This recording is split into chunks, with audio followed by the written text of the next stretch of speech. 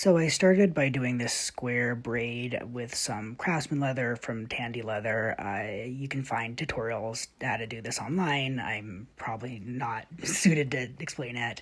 After I finished the braid, I needed to make those two little hanging things on either side of the tie, and so I just got a steel rod from Home Depot, and I drilled a hole in the center that was big enough to put the knot in, and then I obviously cut off about an inch with an angle grinder, and I took it to my belt sander and kind of made it into like a little point. You can see as I'm working, I'm dunking it in water periodically. This is a habit from making knives. It just is helpful for temperature control.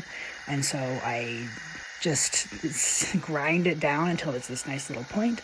And then, obviously, I did that a second time for a second point. So now we have both of the ends of the tie. After that, it was pretty rough. And so I just took it to my little Harbor Freight sharpening diamond grinder thing. This is just like a brass rod. You can find it at pretty much any hardware store. This was a lot easier to shape. Of course, brass, I think, has some occupational hazards associated with it, so wear PPE. Speaking of which, I'm using E600, which is just this really nasty, noxious adhesive, so definitely do it in a well-ventilated area. I'm using that to secure the ends of the tie to the leather. And so once everything's in and secure, it's time to move on to actually doing the main jewelry piece of it. I'm using obsidian that I gathered from Glass Butte in Oregon, which is just a naturally occurring obsidian source. Super crazy, really beautiful. And I napped off pieces using antler.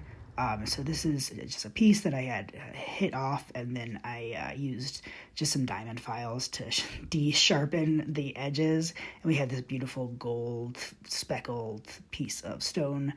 You can see I'm attaching the clasp to the necklace first and then gluing on the piece of stone. I recommend doing it the other way around, but either way, we have a bolo tie. So really easy to do. It did not actually take that long, despite how many steps there were. None of the steps were all that technically difficult, and so it's a pretty accessible project that is also fairly cheap for jewelry.